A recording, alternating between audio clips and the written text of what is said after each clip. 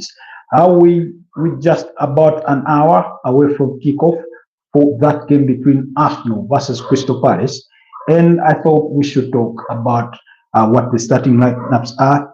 Quite a few surprises in there for us, but before we start that off, allow me test my microphones and be sure that we are on track. Be sure that we are on track. That's all we need to do, because you can never know for certain. But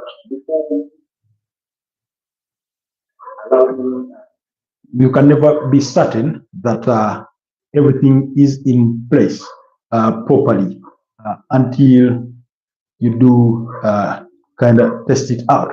But a couple of surprises for me personally in the Arsenal starting lineup, because I had expected some changes, but again, it's Mikel Arteta, typical Mikel Arteta, hard to predict what he's ever or always going to do on a match day. You really never know with Mikel Arteta. Anything can happen, and I mean, he does what he wants. That's pretty much at his discretion. But it goes without saying that we did expect some changes in today's game, but looks like that is not happening.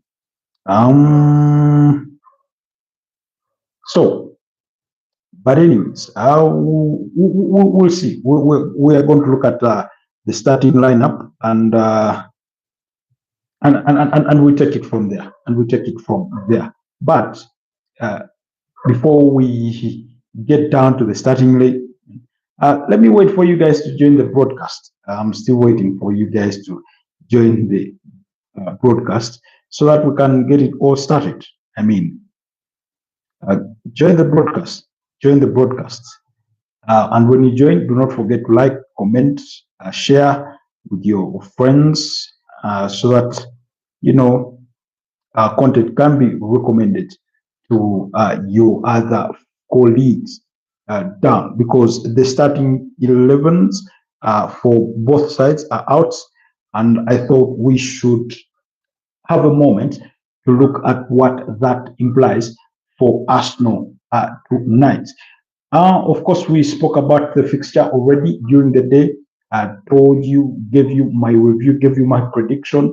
It was a 3-1 victory prediction. I still stand by that. Do I still stand by that, given the changes that we are seeing in the starting lineups, given what we have at our disposal as of this evening, as far as those starting 11s are concerned? Maybe there's something changed. Again, that's going to depend on the starting lineups and how we do expect things to transpire. But like I said, kickoff is about in an hour's time, because that game does kick off at 10 p.m. East African time, unless otherwise. Because with football, you never know. Usually, sometimes there are last-minute surprises where games get postponed, although that expectation is not with us tonight, because the starting 11s are already out. Anyways, let's get it started with Arsenal. Arsenal have David Raya in goal, much like we expected. Yohan Timber at right back, William Saliba, Jakub Kiwior, and Miles Lewis-Kelly. Now, this is the starting 11 or the sort of defensive partnership that started against Real Madrid away from home and even at home. My hope or my expectation was that Timber would continue to be rested, but looks like he's been fielded.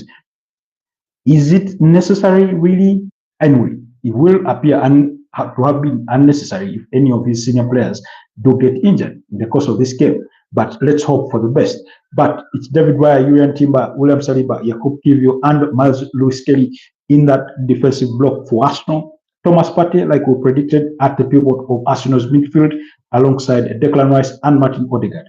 Now, I had expected Declan Rice perhaps to be rested, as well as Martin Odegaard, in favor of maybe Zinchenko and Ethan Nwaneri in that midfield, but it looks like he is not changed much his mind. Again, this is the same midfield that did start against Real Madrid. And then in the front three, that's where we do have our changes from the ones that we saw at Crystal Palace over the weekend. It's Raheem Sterling, Gabriel Martinelli, and Leandro Trossard that are in the attacking front of this Arsenal side. On the bench, it is Neto, Tierney, Bukayo Saka, Alexander Zichenko, Butler, Oyedeji, Goa, Francis, Kabia, and Ethan Nwandidi. Again, you remember Bukayo Saka was a doubtful for this particular fixture. We didn't know if he could make the match day squad given that injury scare that he did suffer with a dangerous tackle by Leif Davis against Ipswich Town, as Arsenal beat Ipswich Town by 4-0 over the weekend. A tackle that earned him a red card in that particular fixture. So there was a scare that he could not perhaps make it for this particular game, and who knows, God forbid, that versus PSG, but it looks like he's made the match day squad. So Bukayo Saka is not in the starting lineup, but he has made it to the bench. And usually Mikel Merino is not one of those managers that will put a player on the bench just to sort of try and confuse the opposition. So if he had any antics to play, he would have played that at the pre-match press conference, but it doesn't look to be the case here. On the side of Crystal Palace, they do have Dean Henderson in goal. They do have Munoz, Lema. They do have Lacrosse, McGuay, Mitchell, Watton, Kamada, Diveni, Ebelechi Easy, and Eddie Nketiah leading the lines. On the bench, they do have Tana, they do have Ward, they do have Ismail Sarr, they do have Frank, they have Joan Philippe Mateta, they have Nathan Elkline, they have Hughes, they have Isi, and Copper. That's for Crystal Palace. It looks like so many changes have been made, or some really, really significant changes have been made on the side of, on the side of Crystal Palace. The notable absentees in today's match day squads for the Arsenal side, it looks like Mikel Merino is absent in today's squad, and Ben White also has not even made it to the bench. Does that call for concern? Maybe, because usually Ben White has missed out when he suffered a setback.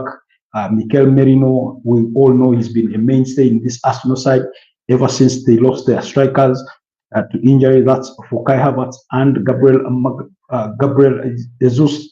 So he's been really a mainstay, and for him to be absent in today's match day squad really is concerning. So Mikel Merino not even on the bench for Arsenal tonight. Perhaps, like I said, we are only speculating. Is it out of injury? We do not know. The managers have not yet given those interviews that they do a few minutes through the game. So perhaps we'll get more information once that is done. But let's hope for the best that, for example, players like Mikel Merino are simply being rested and that they have no injury concerns, just as much as Ben White, who is also missing in today's, starting 11 and even the match day squad as well, or on the bench.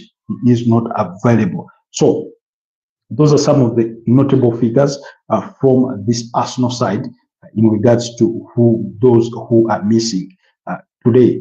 On the side of Crystal Palace, really, like I said, exchanges were to be expected because they do have that crucial fixture up against Aston Villa on the weekend on Saturday in the semi-finals of the FA Cup. So it's really important that they do rest some of their crucial players, give them some bit of resting time in preparation for that very, very important fixture, because I do think that they are already safe from potential relegation.